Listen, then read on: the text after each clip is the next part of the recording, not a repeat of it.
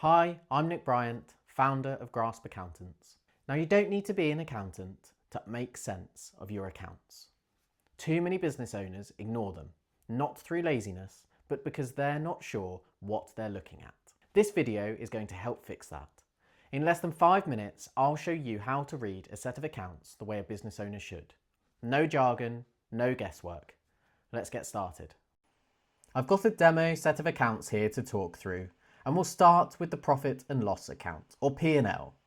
Accountants love an abbreviation. This shows what the business invoiced and spent during the period. Starting from the top, turnover is the total amount of sales invoiced during the year. Below this, we have costs of sales, or COGS. This is outgoings directly tied to delivering sales.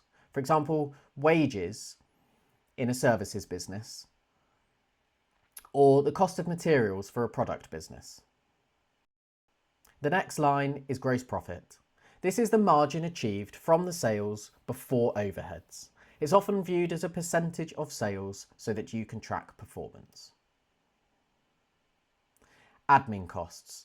This is where the rest of your outgoings sit. Think rent, advertising, accountancy fees, etc. It's broken down into detail at the end of the accounts document, but we won't get that granular today. It's also useful to consider this as a percentage of your sales to track headroom in the business. Operating profit is the profits from the core trading business before any costs of borrowing. You then have the tax line, corporation tax, and then profit for the year. This is overall profits. Next, the balance sheet. This is where people can get lost. Just think of it as a snapshot of what your business owns and owes at the date at the top of the page.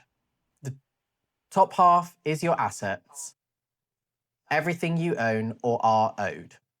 That's broken down into fixed tangible assets, think computers, machinery, and vehicles used by the business. Debtors, this is the total you are owed, which is going to be predominantly customers. Then finally, cash. This is money in the bank at a point in time. It's not too healthy in this example. Then the total of those current assets.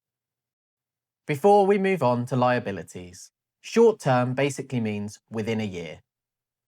And they are all shown together. It contains suppliers owed, taxes owed, wages, and any loan payables in the next 12 months.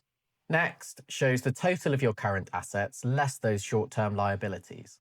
This is essentially what you'd be left with if everyone paid you and you paid all short-term payables, or the shortfall as shown in the previous year. This line does show the business's short-term liquidity, and banks and credit agencies do use this line in their calculations.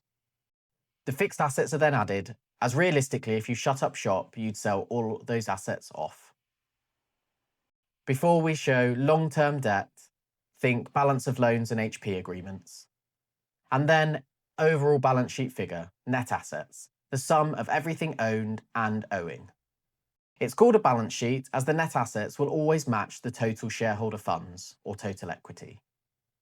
This is made up of the value of the shares, capital being the nominal value, e.g. £1 per share, and premium being any amount shareholders have paid over and above that figure. Finally, we have the profit and loss account. This is the profits built up over the years. The total profit we discussed in the page above, minus any amounts extracted via dividends each year. This figure is the amount that can still be paid out as dividends in the future. You don't need to become a finance expert, but you do need to understand what your accounts and the numbers within them are telling you. Because decisions based on data, not guesswork, are how a business grows. And if you want help turning those numbers into insights, that's where Grasp comes in. We've also written a blog about demystifying accounts. Please give it a read. I hope you find it useful. And if you think we can help you, please get in touch. Thanks for watching.